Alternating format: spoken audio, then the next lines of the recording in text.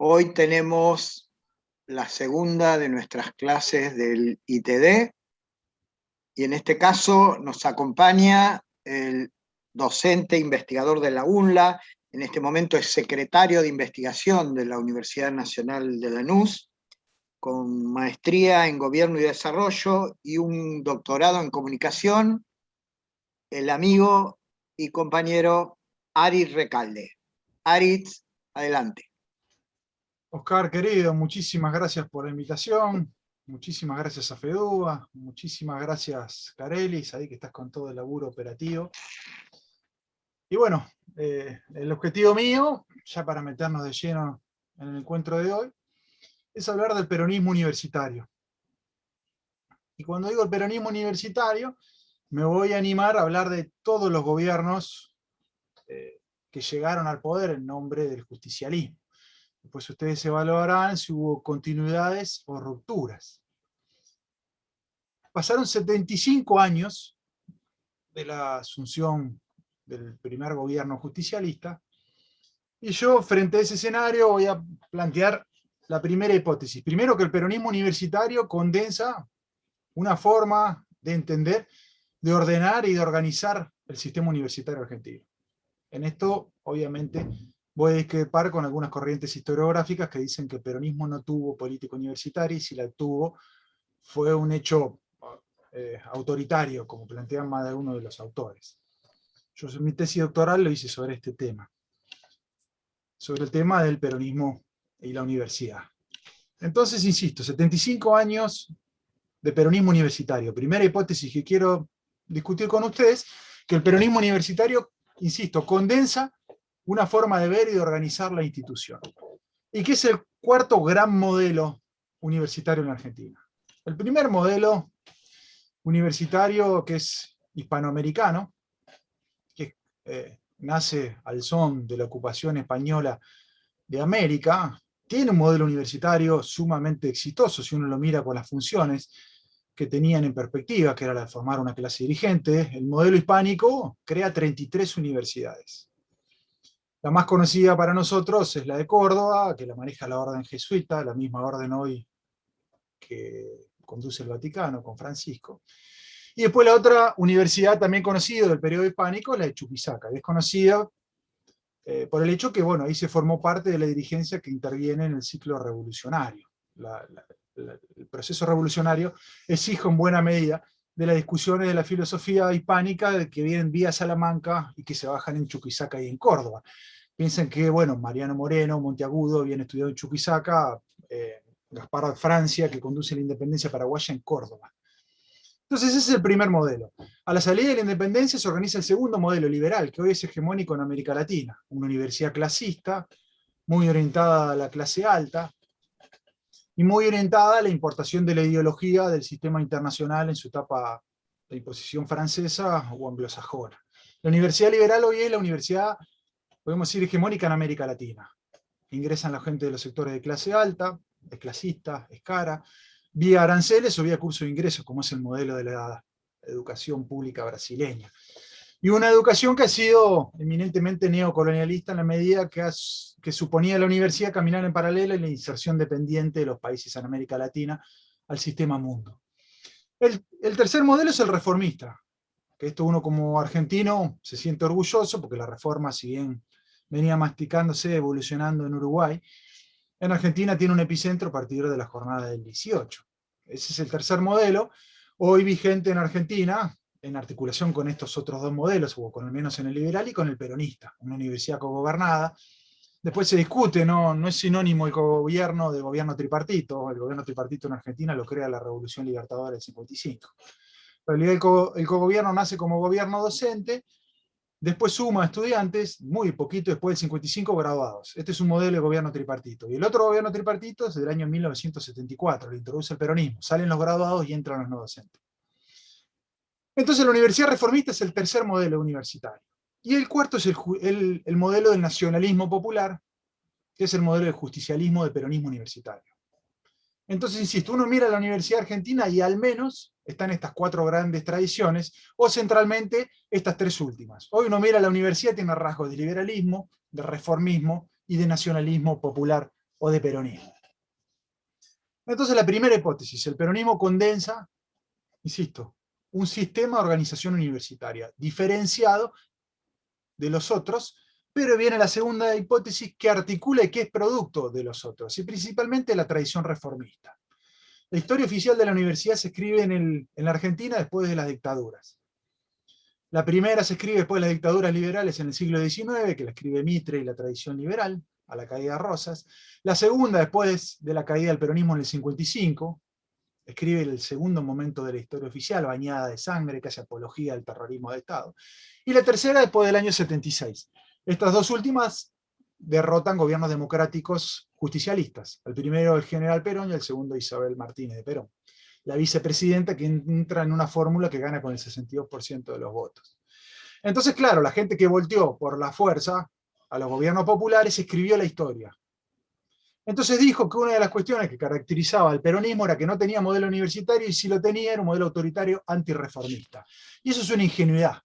El modelo universitario del peronismo nace del reformismo. ¿Y por qué digo que es una ingenuidad? Porque basta ver, cuando se discute la legislación del primer peronismo que organiza el sistema universitario, en el año 47 hay una ley, la ley anterior había sido de la época de Roca, 1885, ¿quiénes votan en el bloque justicialista? De 100 diputados, de 109 diputados, en realidad 37 eran de la Unión Cívica Radical. Algunos habían entrado de la Unión Cívica Radical Junta Renovadora, otros de la Unión Cívica Radical Irigoyenista de las provincias. Entonces, insisto, en números redondos, 40 de 100 legisladores justicialistas eran radicales, de origen radical. Entonces, cuando el peronismo vota la ley de organización universitaria, la vota y la defiende el sector radical que defendía a Perón. Y el bloque opositor era también radical.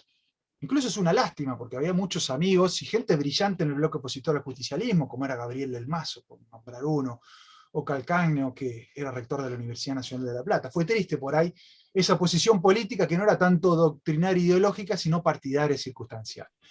Entonces, insisto, el peronismo es la segunda hipótesis que manejo, articula la tradición reformista y la reconvierte en el contexto propio de la agenda de la revolución justicialista. Entonces el peronismo tuvo un sector radical muy fuerte dentro del mismo oficialismo, y el peronismo tuvo un sector socialista muy fuerte dentro del justicialismo. Ministro del Interior era un socialista, canciller era socialista, Atilio Bramuglia, el primero Ángel von Lengi. Entonces hubo ministros de origen socialista.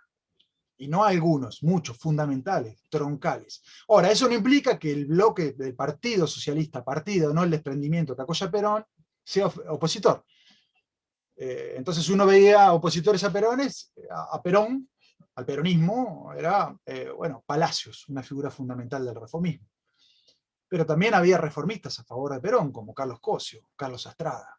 Entonces es la primera hipótesis, el peronismo es la cuarta gran tradición universitaria. Primero la hispánica, la segunda la liberal, la tercera la reformista, el cuarto es el peronismo. El peronismo construye un sistema universitario peleándose con el liberalismo, pero retomando buena parte de la agenda reformista, que viene de la mano de la Unión Cívica Radical, que ocupa un sector fundamental, el vicepresidente de Perón, radical, Hortensio Quijano, y de la mano del socialismo. Y esto lo ve uno bien claro, insisto, en los debates parlamentarios. Eran reformistas de origen radical que estaban con Perón y reformistas de origen radical que estaban contra Perón. Ese es el núcleo del debate. Perón manda, incluso es una picardía, a discutir las leyes, a presentar el bloque del oficialismo con radicales. Y esto mismo ocurre en el tercer gobierno de Perón. En el tercer gobierno de Perón se hace una ley. ¿Esa ley de dónde nace? Del acuerdo entre Perón y Balbín. De la hora del pueblo, hay un acuerdo de los radicales de sostener la gobernabilidad, después hay coincidencias programáticas de los partidos políticos, y sobre la base de esas coincidencias hace la ley del tercer gobierno peronista. La ley universitaria estoy hablando. Entonces la primera ley universitaria que hace el peronismo nace de la mano de los radicales, y la tercera también. En el medio hay otra en 1954. Entonces, una tradición peronista que retoma aspectos reformistas y que modifica cuestiones parciales. Segundo, que articula estas tradiciones. El peronismo no inventa la pólvora, sí refunda y hace un sistema original, pero sobre una realidad que encuentra. Un peronismo que canaliza una agenda propia del contexto, que es la revolución social. 1/3 de los cargos de diputados, de senadores, eran legisladores de origen obrero. Por eso los ministros socialistas que yo les comenté, Bramuglia, Borlengi, los puso la CGT. Era una idea fuerte que tenía Perón, que la democracia real, la soberanía de la democracia estriba en la organización, no en el individuo. Entonces Perón pone ministros que se los pone la CGT. Entonces, no es casualidad que la agenda de la CGT se meta a la universidad, gratuidad universitaria, por ejemplo, federalización universitaria.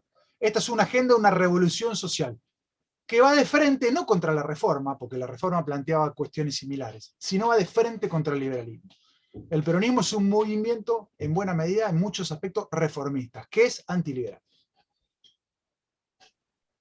Y la otra pata que uno necesita para entender el programa de justicialismo es que la universidad justicialista va en línea con la vocación industrial y planificadora que viene centralmente del mundo militar. Entonces, insisto, un modelo universitario peronista, tensionado por la dimensión partidaria o política, con muchos radicales y socialistas dentro del peronismo. Tensionada por la tradición sindical. Después del 17 de octubre, el sujeto de la revolución, la columna vertebral es el movimiento obrero, que marca agenda y que hace en buena medida la política universitaria. Y en la tercera pata, el partido militar, que les puede gustar o no, pero el partido militar organizó la Argentina con Roca, el modelo educativo de Roca, se lo hacen civiles, pero en el marco de un gobierno donde el vértice era el partido militar, Roca. Y el segundo gran modelo de desarrollo nacional fue el justicialismo, y en el vértice tenía el partido militar. Los militares en Argentina, para bien o para mal, han sido el centro de los dos grandes modelos de desarrollo, el liberal y el nacionalista.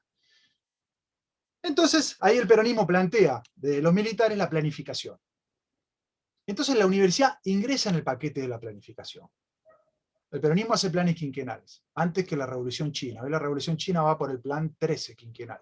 Nosotros el segundo lo abortamos con un golpe de Estado.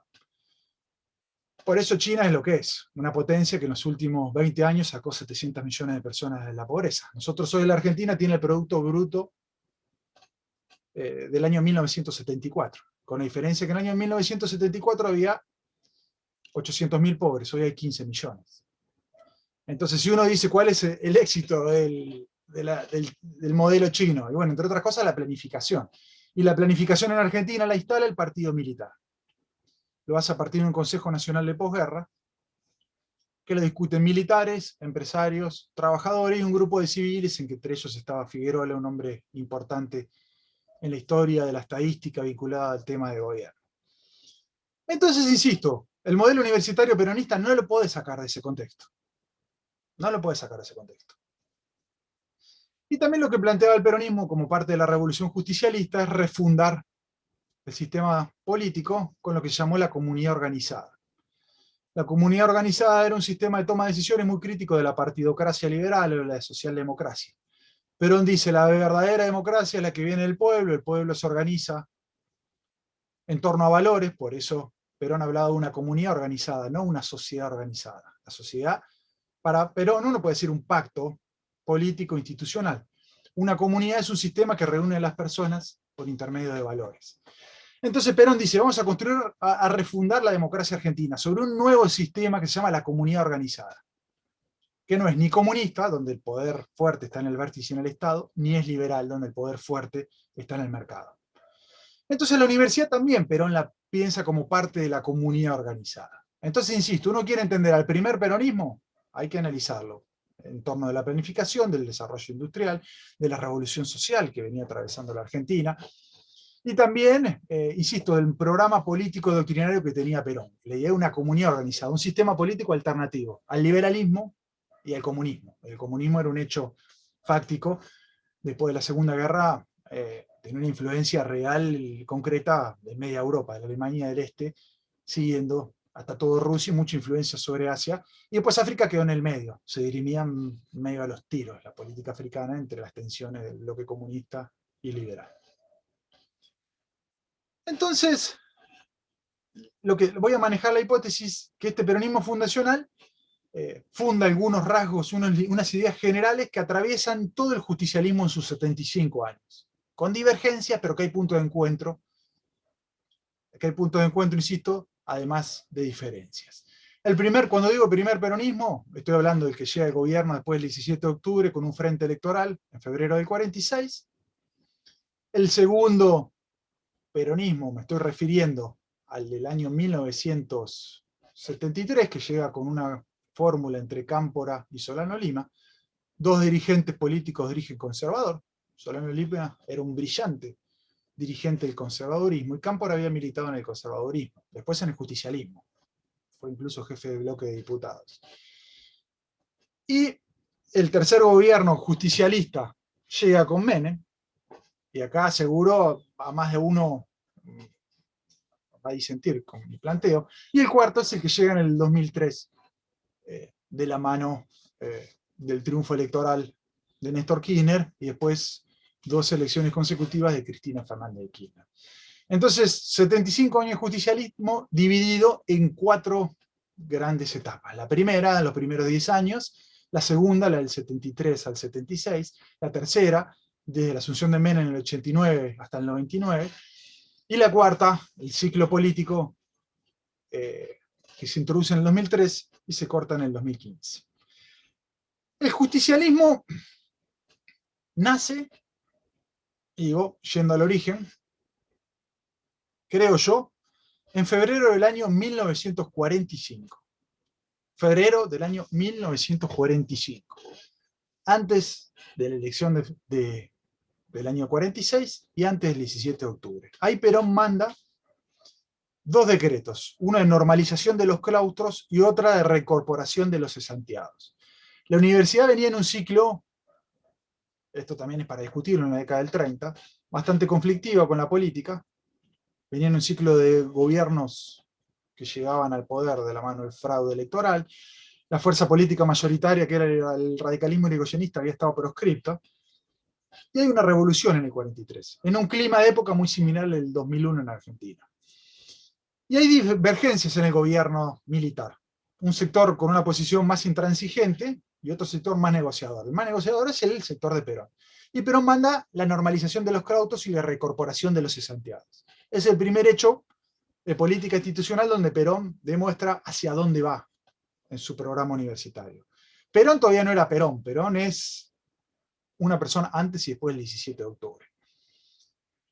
Entonces, institucionalmente, estos decretos de normalización de los claustros, que levantan la intervención que había hecho el gobierno del 43, que recorpora a los docentes que había echado el gobierno del 43, se empiezan a discutir en lo que es una de las primeras usinas de ideas del peronismo universitario, que es lo que se llama el Centro Universitario Argentino. El Centro Universitario Argentino lo conduce Ricardo Guardo. Ricardo Guardo va a ser diputado y va a ser uno de los artífices de la ley universitaria del 47, que por eso se recuerda como Ley Guardo. ¿En honor a qué? A Ricardo Guardo. Y Ricardo Guardo empieza a laburar con Perón, ya desde el año 45, crea un centro universitario argentino, que empieza a discutir las bases de la organización del sistema universitario, que después van a ir al primer plan quinquenal. El primer plan quinquenal lo presenta la Revolución Justicialista, se va a aprobar en el año 1947, y ese plan quinquenal es un paquete de leyes. Una de las leyes de ese paquete era la ley de reorganización universitaria. Y esa ley, insisto, está atravesada por la discusión del reformismo interno del justicialismo. Y una de sus figuras más emblemáticas es Ricardo Guardo. Entonces, insisto, el peronismo nace antes del 17 de octubre, el peronismo universitario, el protoperonismo universitario, con esos 2 decretos. Después la usina de ideas es la del Centro Universitario Argentino de Ricardo Guardo. Organizativamente hablando, el peronismo nace, la primera agrupación justicialista que se crea en la Universidad Argentina, la crea Antonio Cafiero. Antonio Cafiero crea la Asociación de Estudiantes de Ciencias Económicas. La militancia de Antonio Cafiero nace en la universidad, de esa militancia conoce a Eva Perón, de esa militancia conoce al general Perón, después pierde en su interna política, se va a trabajar medio como una especie de asesor comercial en la Embajada de los Estados Unidos y después viene como ministro de Comercio de la Nación. Pero la militancia de Cafiero nace en la universidad. Podemos decir que Cafiero es el primer militante universitario del justicialismo que gana una elección. En el año 1946 obtiene un cargo de consejero estudiantil en la Facultad de Ciencias Económicas. Entonces, ahí está el protoperonismo, la usina de ideas, la protoorganización y el marco institucional. Después digo 75 años, el peronismo va a llegar al poder. Entonces ahí me voy a detener con mayor detalle a discutir tres cuestiones generales del modelo universitario peronista, que es el de la planificación, la introducción de los derechos sociales en la universidad y un concepto del rol del intelectual frente a su comunidad. Estos son los tres pilares fuertes del peronismo universitario. Y la hipótesis que manejo, insisto, primero que el peronismo universitario tuvo un modelo, el cuarto, ese modelo es reformista, es antiliberal, sale de la exigencia del movimiento obrero, de la planificación industrialista y de la pata reformista. Y en sus 75 años, si bien varió considerablemente el contexto mundial y el programa de desarrollo justicialista, hay cuestiones que aparecen reiteradamente. ¿A qué me estoy refiriendo con la continuidad en estos 75 años que voy a desarrollar un poquito con más detalle ahora? Primero, al peronismo universitario, por ejemplo, nosotros le debemos 33 quiero decir, de las 57 universidades hoy existentes. El peronismo universitario fue el único partido político en Argentina que en todos sus presidentes abrieron universidades. Perón abrió la Universidad Obrera Nacional, hoy Universidad Tecnológica, que tenía varias regionales. El segundo gobierno peronista, el del 73, creó la Universidad del Centro y la de Mar del Plata. En realidad la de Mar del Plata la nacionaliza porque era una universidad nacional creada por el desarrollista y gobernador de la provincia de Buenos Aires, Oscar Allende. El tercer gobierno justicialista, el de Menem, creó 9 universidades. Por eso cuando uno llega al menemismo y ve la destrucción del Estado, tiene que detenerse en la universidad, porque no solo las universidades no las cierra, sino que las abre, crea 9. Y el cuarto peronismo universitario, que fue el de Néstor y Cristina, crea 19 universidades. El gobierno de Néstor y Cristina fue el proceso político de creación universitaria más importante de la historia de la Argentina independiente, de 1810 a la fecha. Y en el medio, porque estoy hablando de los gobiernos que salen de la voluntad popular, el de Duhalde, que era un gobierno de transición, crea 2 universidades.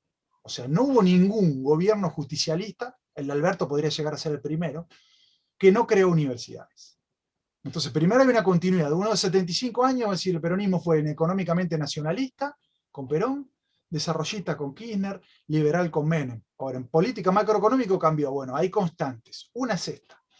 La otra constante fundamental es la vocación regulacionista de la universidad.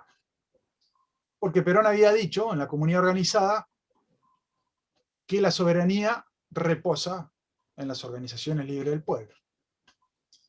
Y que una universidad democrática no simplemente si elige sus autoridades, sino si representa el anhelo del gobierno en el cual se integra.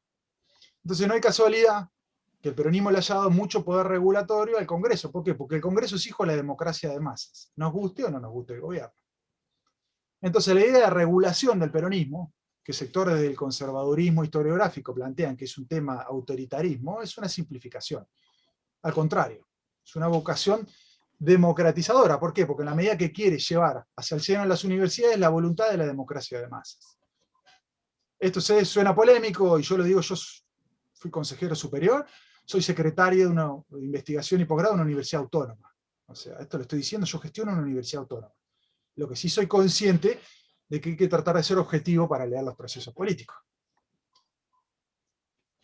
Y la vocación reguladora, piensen ustedes que el peronismo saca una ley en el 47, en el 54, en el 74, y la actual es del 95. Después de eso, leyes de dictaduras o decretos como los que sacó Alfonsín a la vuelta de la democracia, o decretos como los sacó la contrarrevolución del 55 durante la gestión de Eugenio Aramburu. Entonces, una vocación, insisto, normativa, en la cual el peronismo apuesta a que sea el Congreso como un ámbito de hijo de la democracia de masas, un espacio de discusión de la política científica. Esto colisiona con el liberalismo, que cree que es el poder económico quien tiene que organizar la universidad, y colisiona con el reformismo más ortodoxo, que supone que los universitarios pueden, en el goce de la autonomía, tomar las decisiones sin contemplar lo que está pasando en el país. Y después también al peronismo le debemos, en buena medida, la legislación social protectora del trabajo. Ahora me voy a detener un poco más a eso, pero las primeras leyes protectoras del trabajo dentro de la universidad son del primer gobierno justicialista, y las últimas fuertes son del cuarto gobierno justicialista, los convenios colectivos de trabajo. Entonces hay tres ejes fundamentales que quiero detenerme un poco más. Primero, la vocación del justicialismo de tratar de articular política universitaria y planificación. Esto es un tema del justicialismo. ¿Lo inventó el justicialismo? No. No hay ningún país en el mundo con vocación soberana que no discuta esto. Sea comunista como China, sea industrialista como Inglaterra, como Alemania o como los Estados Unidos. No hay un solo país con vocación nacional que en algún momento no diga tenemos que hacer caminar en paralelo el desarrollo científico y el desarrollo económico de un país. Entonces la vocación de planificación estaba en el justicialismo, la discute en el Consejo Nacional de Posguerra, y de la mano del Consejo Nacional de Posguerra hace el primer plan quinquenal. Se hicieron 75.000 obras. Un plan, si bien con cierto grado de improvisación, lo reconoce el mismo Perón, para la época era avanzada. Un país como el nuestro, subdesarrollado, no puede planificar nada. Es hijo de las crisis internacionales. Los chinos crecen, tienen hambre, necesitan soja, sube el precio de la soja. En la Argentina no se puede comprar carne, pan, soja. ¿Por qué? Porque el hambre de los chinos te organiza la producción agropecuaria en el país. Es un rasgo característico. Los países dependientes como el nuestro no tienen posibilidad de planificar. El justicialismo planifica porque es una afirmación nacionalista. Entonces el primer eje es fuerte. El justicialismo dice hay que planificar. Y crea el primer plan quinquenal en el 47, el 52, y empieza a crear instituciones acorde a la vocación de planificador. En el año 1949 se reforma la Constitución. La reforma constitucional permite modificar la cantidad de ministerios que había en Argentina. Entonces, hijo de la reforma constitucional, se generan las condiciones de modificación ministerial y ahí se crea el Ministerio de Educación. El primer Ministerio de Educación de la historia del país en 1949, nacional estoy hablando. Ahí también se crea el Ministerio de Trabajo. La primera vez que hubo un Ministerio de Trabajo fue en el año 49, pero no encuentra una dirección que se había creado después de un informe vía Lenmacé, un intento de hacer código de trabajo durante la época de Julio Argentino Roca, pero no encuentra esa dirección la hace Secretaría, y después de la reforma constitucional lo hace Ministro de Trabajo, Ministerio de Trabajo. 1949, Ministerio de Educación. Entonces, claro, para la tradición reformista cruje, porque ¿qué dice? No, a mí me importa nada lo que diga el ministro, no ministro, yo soy autónomo. Ahora el peronismo va a decir, no, mire, se creó un Ministerio de Educación porque se le da entidad al gobierno popular, que por las urnas quiere darle una orientación al proceso revolucionario. Una revolución que faculta al Estado para tomar decisiones. En 1949 se crea una subsecretaría universitaria. Hoy existe una subsecretaría de política universitaria que le hizo otro gobierno justicialista en el 93, impulsada por Juan Carlos del Bello. A mi modo de ver, uno de los tipos que más ha hecho por la organización del sistema universitario. Hoy tenemos una subsecretaría de política universitaria. Una secretaría, quiero decir, de política universitaria. La del justicialismo original es la subsecretaría. Bueno, ¿por qué se crea una secretaría de Estado? Si uno por ahí lo piensa, las universidades dirían, ¿para qué una secretaría? Denos la plata a nosotros, que nosotros decidimos. ¿Qué hace con las becas, con las carreras estratégicas? Y el justicialismo que le dice, no, nosotros tenemos que articular, tiene que caminar, cabalgar al mismo ritmo la política científica y la política de desarrollo nacional. Se crea una comisión de construcción universitaria en el 52, y yo creo que los dos gobiernos que más ladrillos pusieron en la historia del sistema universitario es el primer gobierno de Perón y el de Cristina. El de Cristina, yo tuve la suerte de conocer a la gente del Ministerio de Planificación Federal que conducía ese programa. Es increíble, reconstruyeron el sistema universitario argentino en términos de infraestructura. Los invito a ver la Universidad Nacional de Lanús, es increíble. Entonces, el justicialismo, insisto, crea un Ministerio de Educación, una subsecretaría de política universitaria, comisión de construcción universitaria, o sea, se le mete muchísimo recurso y muchísima cabeza. Y en el marco de la discusión de los planes quinquenales, se crean las regulaciones normativas. Yo les dije, en el año 1947 se crea la ley 13.031. Una ley, a mi modo de ver, espectacular. Por ahí lo que más ruido hace es la elección del rector. El rector Perón lo elige igual que se elige hoy un rector en Brasil. Hoy en Brasil van las universidades, ponen una terna, le van una terna de candidatos, decide el Poder Ejecutivo Nacional. Por ahí querían decir, no, era una facultad autoritaria de Perón. No, necesariamente. Era una decisión política en un contexto particular. Y dejando de lado eso, por ejemplo, la ley del 47 crea el Consejo Nacional Universitario. Hoy, analogable al Consejo de Universidades, que hoy define los alcances de los títulos y que a mi modo de ver no está haciendo lo que tendría que hacer, que es tener una política de planificación.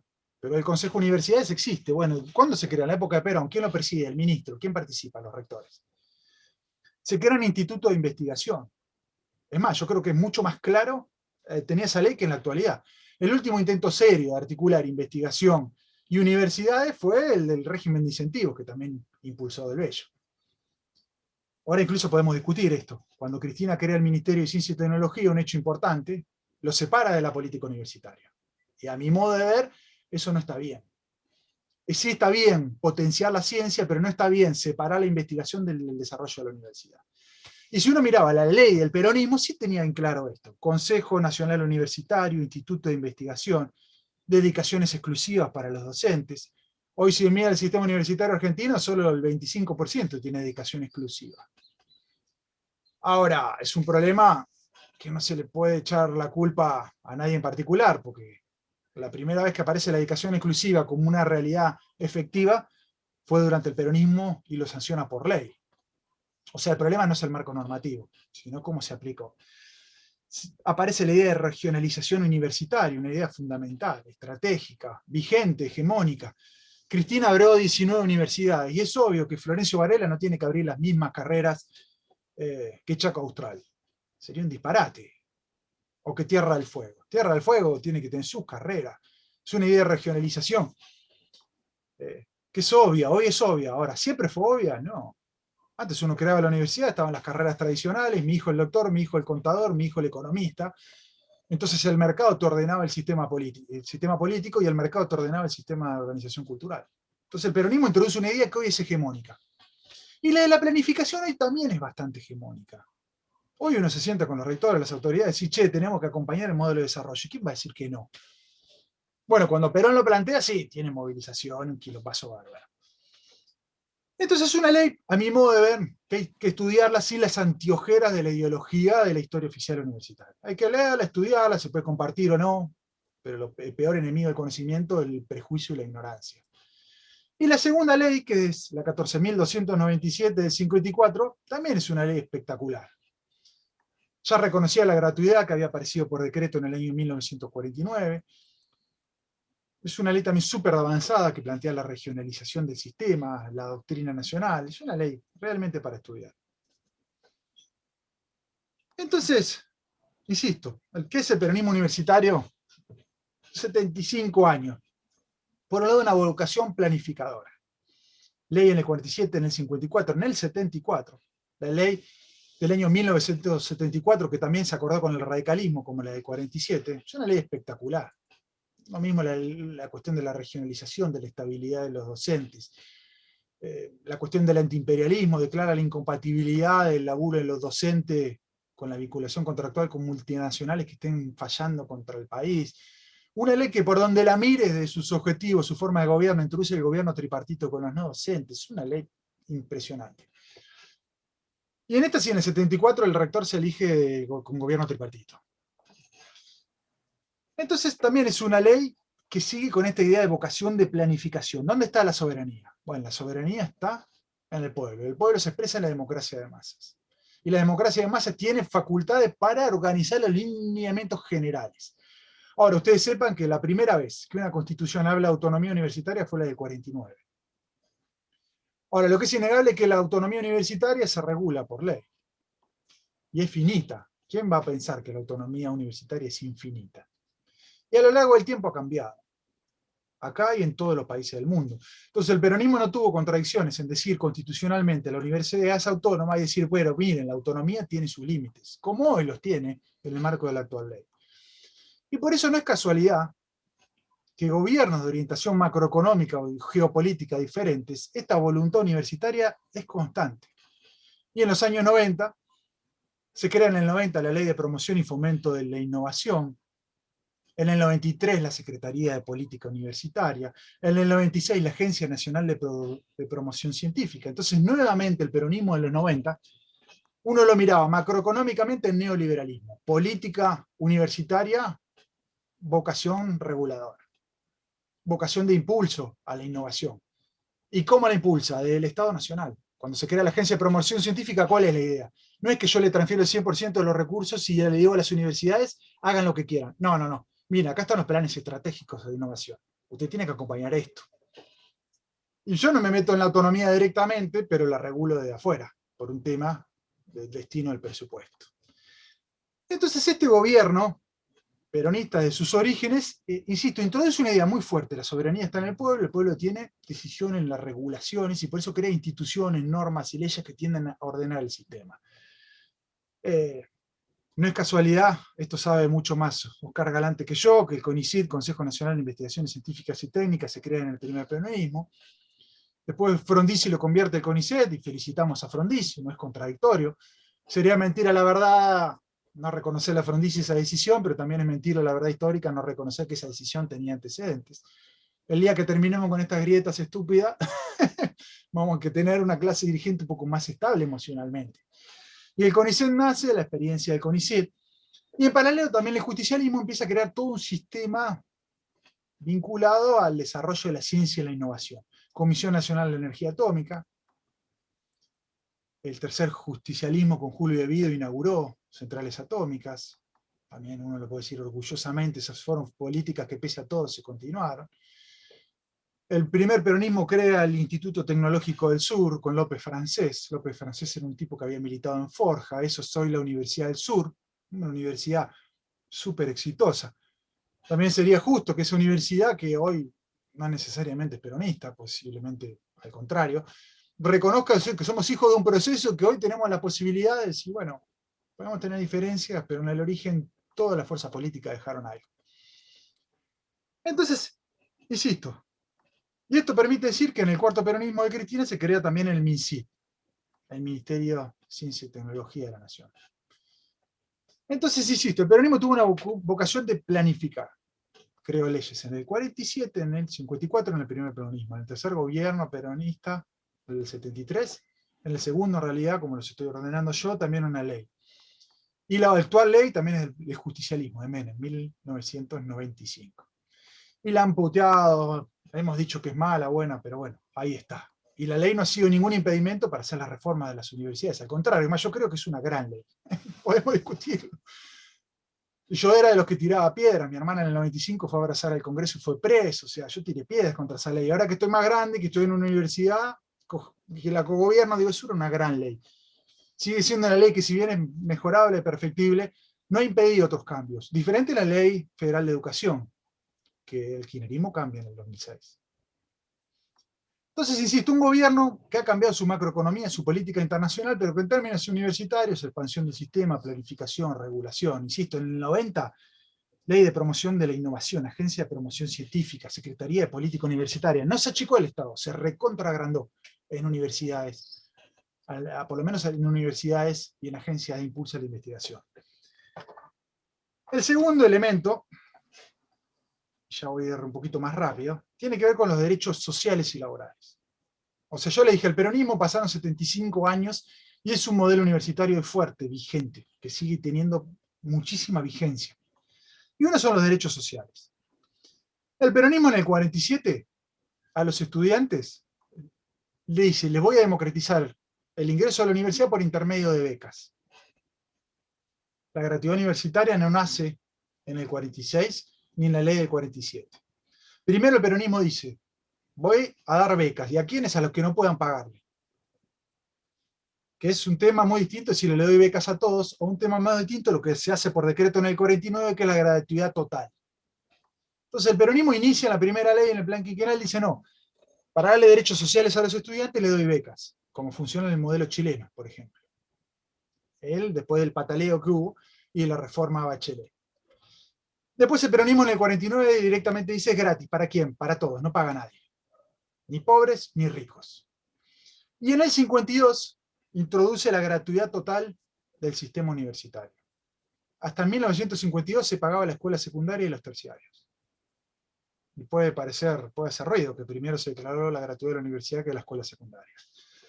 Lo que sí es cierto que hay un trabajito de Graciela Jiménez, una colega de la Universidad Nacional de Río Negro, que dice que era barato el arancel. Si uno lo analizaba en relación el valor del peso en ese momento al ingreso de un trabajador, la universidad era arancelada, pero para ser justo, no era tan cara. Pero era arancelada. Entonces, al peronismo le deberemos los derechos sociales. Y hoy la universidad no se paga. ¿Gracias a qué? A la revolución justicialista. Porque sepan que después del 55 se quiso arancelar la universidad. Incluso la dictadura, la Onganía y la del 76 cobraban aspectos de la universidad. Pero el justicialismo sobrevive y que se instala como cultura. Y en esto coincidieron radicales y justicialistas, y me alegro, en que la universidad tiene que ser gratis. Segundo elemento, derechos de los docentes. Después cuando termino hacemos todas las preguntas, veo que el chat hay varias. La primera vez que se habla del derecho a la dedicación exclusiva, hoy el docente te contrata en dedicación simple, semi y exclusiva. La introduce el peronismo. Si la universidad no contrata con dedicación semi-exclusiva y exclusiva, es un profesorado, no una universidad. Porque hay una universidad cuando al menos hay dos variables de la universidad. Docencia, investigación. Cooperación y transferencia, son las cuatro. Si las universidades no investigan, son profesorados. Y no estoy emitiendo un juicio de valor. ¿Cuál es la diferencia sustancial? La investigación. Y para investigar, ¿vos qué necesitas? Un plantel docente con tiempo completo. ¿Quién introduce la posibilidad de hecho fáctica del tiempo completo a las universidades? Es el justicialismo. Entonces, el primer justicialismo. El peronismo le pone dedicación exclusiva y carrera docente. El reformismo hablaba del sistema de concursos como un sistema buenísimo. Yo tengo mi diferencia. ¿Por qué? Porque yo antes de docente tengo conciencia de clase, soy trabajador. Y el docente es el concurso es competir.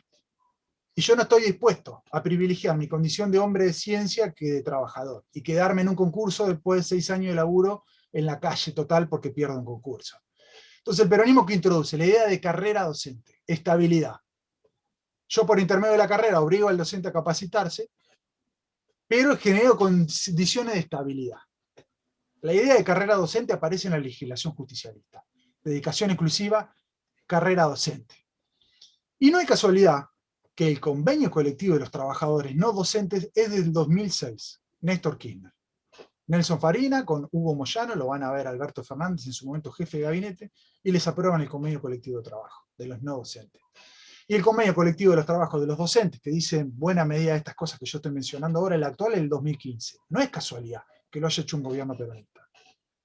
¿Por qué? Porque el gobierno peronista entiende que los hombres y las mujeres de ciencia son antes trabajadores. Y hasta que no entendamos eso, la cosa va a andar mal. No docentes, en el primer gobierno se regulaban por el régimen de la administración pública, después en los estatutos se empezaron a excluir escalafones propios, y en el 2006 se crea el actual convenio colectivo de trabajo. Y para los graduados, el peronismo, la legislación peronista planteaba el derecho a la capacitación y a la creación de centros de promoción de los graduados. Y el peronismo crea leyes y crea organizaciones sindicales para defenderlas. Esto también es un rasgo muy fuerte y viene en la comunidad organizada, la idea que tenía Perón. Entonces el peronismo le da derechos sociales a los estudiantes y crea una confederación de estudiantes, Confederación General Universitaria. Crea la Unión de Estudiantes Secundarios. Después en los 60 eso se va a reconvertir en Juventud Peronista Universitaria, después se refunda en varias vertientes, corrientes políticas juveniles en los 60 y los 70. A los docentes que le da derechos, crea la Unión Docente Argentina, y después se crea también un sindicato puntualmente de docentes universitarios en el primer gobierno. La FATUM, que es la Federación de los No Docentes, se crea en abril del 49, con participación del subsecretario de Política Universitaria. O sea, a los no docentes le da derecho y apoya la creación de un sindicato para que se lo defienda. Y crea también la Confederación General de Profesionales, que está más vinculado a los colegios profesionales. Y Perón, acá también nos metemos en una lógica política. La FUA tenía su federación, el peronismo le crea una federación paralela, los intelectuales antiperonistas tenían su organización, el peronismo le crea una paralela. Esto es un sistema de reorganización del poder en el contexto. Y finalmente el tercer eje, y con esto termino, primero la planificación, la expansión del sistema, el segundo era los derechos laborales, o sea, estoy tratando de sostener mi hipótesis, que a lo largo del tiempo el peronismo tuvo constante, pese a la diversidad de política económica y política internacional.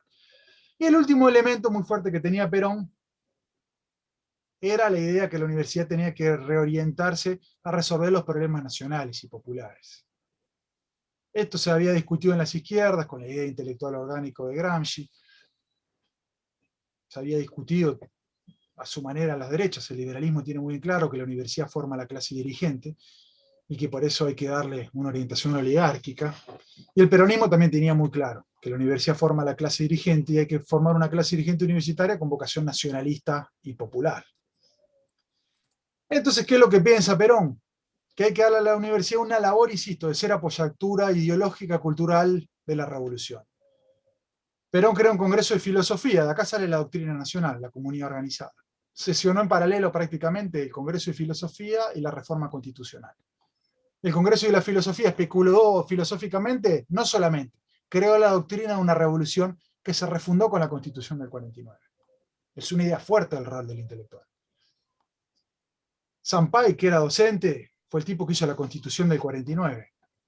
Esa era la idea que tenía Perón. El intelectual al servicio, el intelectual orgánico al servicio de la revolución. Casani, que era el que manejaba el área de educación en la UBA, fue el que hizo la reforma educativa nacional.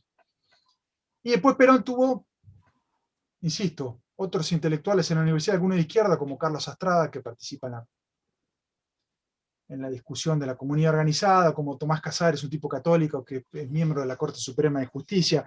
Pero lo que había muy fuerte, al menos en el primero y el segundo peronismo, una idea que la universidad forma la clase dirigente. Y en cuanto a tal, la revolución tenía la obligación de darle a la clase dirigente un marco de acción vinculado a la defensa de los intereses nacionales. Y que la universidad tenía que, más que teorizar sobre textos, tenía que ofrecer soluciones a los problemas del país.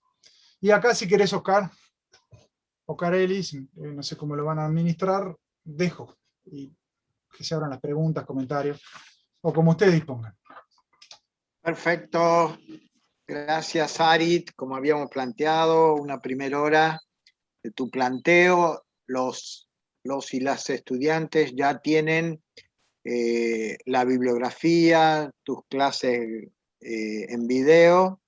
Incluso les hemos acercado el libro también en formato electrónico que nos brindaste de los 4 peronismos universitarios. Y ahora abrimos a las consultas de los y las estudiantes para que Arit nos responda. Si querés leo algunas que están acá en el chat, si te parece. Dale, arriba. Mónica Ferrer dice, si Arit se entiende bien, el tercer modelo es el que impera hasta hoy. Yo digo que en realidad hoy el peronismo retoma ideas que vienen de las tradiciones fundacionales y del tercero. Y que el tercero, entre otras cuestiones, por ejemplo, introduce a los no docentes en el gobierno de la universidad. Y si hoy uno mira la ley de educación superior, el gobierno tripartito es el mismo modelo del 74, con un matiz. El gobierno del 74 dice el gobierno es tripartito, con docentes, estudiantes y no docentes, incluso con los no docentes con un piso, no puede ser menos del 10%. La actual ley de educación superior dice lo mismo, dice el gobierno universitario es docente, estudiantil y no docente. Y después dice, punto, aquellas universidades que quieran pueden hacer entrar a los graduados.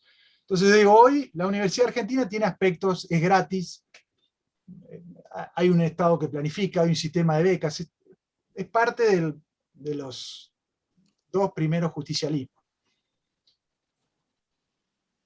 A ver, recomiendo para todos este sitio, pueden explorar esta publicación. Gracias. Mundo Atómico, esa revista está buenísima. No, Alex había puesto eso. Alejandra. ¿Cómo estás, Alejandra?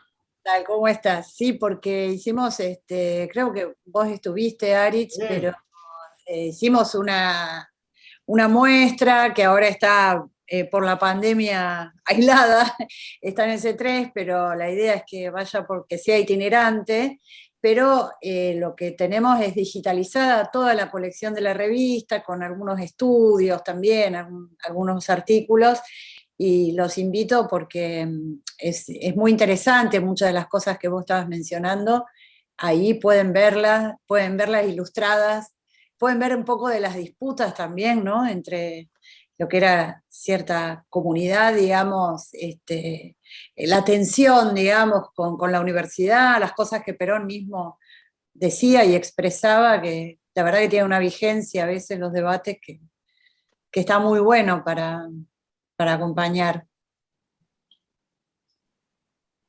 Muchas gracias, Alejandra. Después dice, bueno, Rubén, tirábamos piedras contra la ley de educación superior, la ley de arancelamiento. Lo que decía la ley del 95 es que se podrían introducir aranceles de grado y que esos fondos iban a ir a becas. Pero eso, ahí entrabas en todo, es interesante, porque ahí entrabas en la autonomía universitaria. Después la reforma que impulsó la ley Puigros dice que la universidad es totalmente gratuita, por lo menos en el nivel de grado y pregrado. Eso hoy es difícil de implementar en los ciclos de licenciatura en muchas universidades. Y después, lo que hace la reforma de la ley Puigros, declara ilegales los cursos de ingreso que no sean nivelatorios. Y a mi modo de ver eso es inaplicable, pero bueno, en mi punto de vista. Pero lo que decía, la ley de educación superior le da esa facultad de la autonomía. Entonces es interesante, porque los que pedían derogar esa ley piden quitar la autonomía de la universidad. Es interesante discutirlo. Yo soy lo que creo que el Estado Nacional tiene potestad para regular la universidad y estaría de acuerdo, o estoy de acuerdo con lo que hizo Puigros, que diga que la universidad es gratis. Pero bueno, es interesante, porque la ley del 95 en ese punto es reformista. Dicen las universidades en negocio de autonomía pueden aplicarlo. Por suerte no lo aplicó prácticamente nadie. Salvo los ciclos de licenciatura, no hay prácticamente antecedentes de arancelamiento del grado. Salvo que cobren algunos trámites, pero eso es otra cosa. Después pregunta, en el libro Los cuatro peronismos universitarios está todo brindado. Sí, gracias Claudio. Tenemos muchas. Mariana dice muchas gracias por la información. En Costa Rica tenemos 5 universidades públicas con mucho apoyo de becas y tenemos el Consejo Nacional de Rectores, donde se dicta la planificación universitaria y que negocia el presupuesto con el Estado. Muchas gracias Mariana. Hoy el presupuesto público sale por ley del Congreso, nuestro. Esto también es una de las cuestiones que en los 90 hicieron algunos aportes también del Bello. Hoy el presupuesto universitario sale por ley, pero esa ley viene precedida generalmente de una propuesta que hace la Secretaría de Política Universitaria, y teóricamente la Secretaría de Política Universitaria toma una pauta que le da el Consejo Interuniversitario Nacional, que reúne rectores de universidades públicas, que se crea durante Alfonsín. Y hoy el Consejo Nacional de Rectores, en Argentina, a mi modo de ver, insisto, está haciendo bastante poco, pero bueno, en mi forma de ver al menos me alegro lo que dice Mariana de cómo funciona en Costa Rica. Mónica Ferrer dice, ¿cuáles serían los puntos de vigencia más fuertes en estos 75 años respecto al Proyecto Nacional de Desarrollo en la participación de la universidad? Insisto, para mí el peronismo universitario es planificación para el desarrollo productivo e industrial, es justicia social de los miembros de la comunidad universitaria y es el impulso intelectual vinculado a los problemas nacionales. Lo que pasa, bueno, hoy es todo un tema. Estamos en un pantano macroeconómico, político, la crisis sanitaria. Entonces, hasta que no aclare un poco el lío el que está metido en la Argentina y no tengamos más en claro el proyecto de desarrollo, va a ser muy difícil tener una política científica posiblemente un poco más ordenada, ¿no? Yo veo que hoy, en el marco de la pandemia y todas las complejidades macroeconómicas, todavía no terminamos de ver cómo va a ser la etapa de la post-pandemia, en ese marco, cómo va a ser la política universitaria de ciencia y técnica. Marcelo dice si puedo hacer una pregunta. Pregunta. No está la pregunta, así que la haga. No sé. ¿Te puedo hacer una pregunta? Te la hago. Sí. En relación, justamente me diste el pie con esto de la época de los 90, ¿no? ¿Cómo explicás o cuál es la hipótesis que de alguna manera puede explicar que durante el gobierno de Menem, de alguna manera se abandonó el proyecto nacional y popular relacionado a la apertura económica frente a las multinacionales? Y, sin embargo, desde el punto de vista educativo, había un Del Bello que articulaba la planificación de ciencia y técnica a nivel local. ¿Cómo esa dicotomía, cómo se explica de alguna manera? Es una cuestión histórica que a mí me interesa. Lo que digo, por ahí es difícil, tiene cierta cuota de interpretación histórica, que como toda interpretación pues está sujeta a grandes debates. No es cierto, salvo en algunos contextos muy particulares de la historia, que la universidad haya sido una institución necesariamente nacional y mucho menos popular en su orientación política.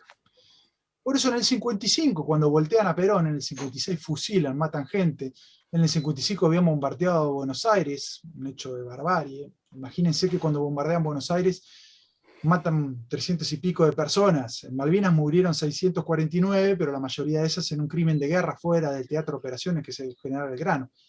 O sea, el bombardeo de junio del 55 mata más gente que los ingleses en Malvinas. Y en ese contexto de barbarie política, se hace una junta cívico-militar y los actores que apoyan el golpe piden el Fondo Monetario Internacional, al cual ingresamos, al Club de París al cual ingresamos, se quedan con la política financiera. El peronismo había nacionalizado los bancos, tiran para atrás ese proyecto. La oligarquía argentina tira para atrás la nacionalización del comercio exterior y el IAPI. Y los partidos civiles que habían puesto personas que eran paramilitares, como después ocurrió en el 74, similar a la AAA, un montón de paramilitares se llamaban comandos civiles. Esta gente que hacía terrorismo, secuestraban gente, entraban a los locales, ponían bombas. Una bomba es una bomba, después si te gusta o no la ideología sobre la cual tirar la bomba es otro tema, pero los comandos civiles hacían terrorismo, hacían terror con la violencia. Entonces esos sectores de partidos civiles piden la universidad. Y lo negocian con la iglesia, que había apoyado el golpe del 55, que pide el Ministerio de Educación, pone a Delorio Maini, y las instituciones normalizadas sobre un hecho brutal, que era un golpe de Estado precedido de un bombardeo, se las dan al Partido Socialista y al Partido Radical. Entonces acá hay una hipótesis que dice, hay un sector importante de la clase media que está a favor de las políticas liberales.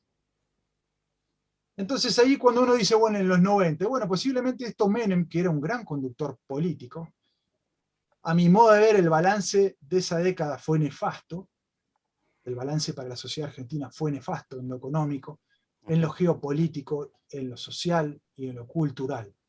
Ahora, ese no quita que el tipo tenía condiciones de conductor, para el mal, a mi modo de ver la Argentina. Ahora, yo creo que Menem entiende esto. Menem dice, hay un sector importante de la clase media que está dispuesto a acompañar el programa de privatizaciones y destrucción de la industria nacional. Por eso no es contradictorio abrir universidades con la aplicación de un modelo de desarrollo que destruye la Argentina en términos industriales. Entonces esa es la primera hipótesis que yo manejo. No necesariamente las universidades son focos de defensa de la nación, pueden ser lo contrario.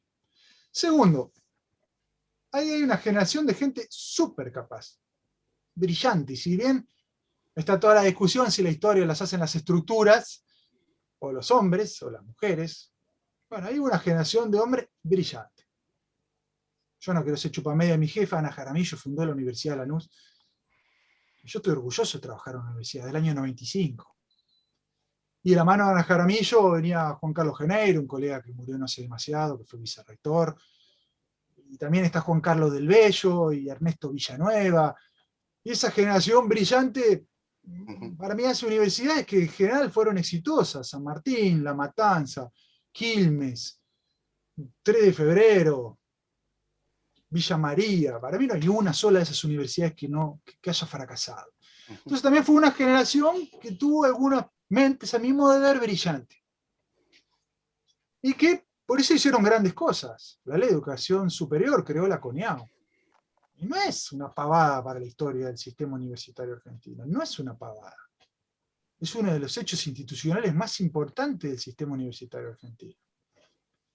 Entonces hubo decisiones, insisto, que también suponían audacia, coraje y claridad. Y me parece que también en los 90 con Menem en política universitaria hubo una generación brillante. Incluso a mi modo de ver todavía no superada. Yo creo que los pilares, Ernesto Villanueva, Ana Jaramillo, Juan Carlos de Bello, digo, lamentablemente, yo no sé si tiene una sucesión en términos de proyecto de política universitaria. Entonces, posiblemente, el colega que hizo la pregunta, coincidieron estas dos cosas. Insisto, una visión del conductor de Menem. Menem dice, bueno, puedo meter a la clase media dentro del neoliberalismo y no necesariamente me va a combatir, sino puede que me acompañe. Y esa generación brillante, que con coraje, audacia, tuvo la capacidad de hacer grandes obras. Insisto, es una interpretación que no sé si agota, es subjetiva, pero bueno, al menos la que yo creo.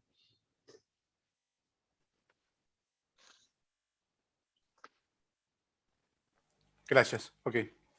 Después Luis, excelente, hay una enorme grieta entre el CONICET y la investigación en las universidades nacionales, que ahora están abocadas más a la docencia y la investigación muy vinculada a incentivos, pero poca incentivación. ¿Cómo se supera esta grieta? Luis, mira, yo te digo de un tema, y ahí volvemos a una cosa que dije al pasar. Y Oscar acá podés no coincidir conmigo, porque el que sabe estos temas es Oscar, no soy yo. Cuando se crea el Ministerio de Ciencia y Técnica, yo estoy de acuerdo en la potencia que se le dio. Ahora, lo que yo no estoy de acuerdo es que se piense la política de ciencia y técnica sin la universidad. Y si bien buena parte de la inversión baja en las universidades, eso lleva a una idea. Ahora se hizo una ley súper positiva que dice, Argentina va a invertir 1% del Producto Bruto Interno en ciencia y tecnología en 10 años, de acá al año 32. Es súper positivo. Ahora, en esa ley ni siquiera se menciona la universidad. Ni siquiera se menciona la universidad. Entonces, insisto, estoy a favor de la creación del MISIT. Fue positivo para la Argentina. Ahora, separar la política universitaria, la Secretaría de Política Universitaria, de la caja de ciencia y técnica, a mi modo de ver, es un error. E incluso, y separar el organismo de acreditación y evaluación como la CONIAU de la caja de ciencia y técnica es aún peor. Vos vas a acreditación, tu carrera anda bárbara y cuando vas a pedir plata te dicen no me interesa. ¿Por qué? Porque la CONIAU es un órgano desconcentrado del ministerio que si bien hace dictámenes vinculantes al momento de acreditación no tiene caja. Y a mí me gustaría un modelo más parecido al de Brasil, donde hay un CAPES que dice, si su carrera acredita y muy bien, yo le pongo plata. Ahora, uno también puede poner plata para las carreras que vienen detrás, para las universidades que vienen detrás. Ahora, hoy tenés un sistema que, insisto, y permite estas cosas. Yo gestiono investigación, no hay un mango. Y no es un problema del gobierno de Alberto, ni del gobierno de Macri, ni del gobierno de Cristina. Es un concepto. Y Cristina y Néstor pusieron fortunas en las universidades. Nunca hubo tanta plata, por lo menos de lo que vi yo. Ahora, sí con una idea, insisto, que hoy existe, que yo creo que tenemos que tender a reunir. ¿Querés llevar a 1% del PBI? Bueno, meter a las universidades a la discusión de ese 1% de ciencia técnica. Por ejemplo, yo dirijo posgrado. Yo tengo la maestría en epidemiología y hizo 240 tesis de posgrado. Son producto de investigación, dirigida por investigadores, cada uno de esos estudiantes, y evaluadas por investigadores. Para eso no hay un mango en el sistema universitario argentino.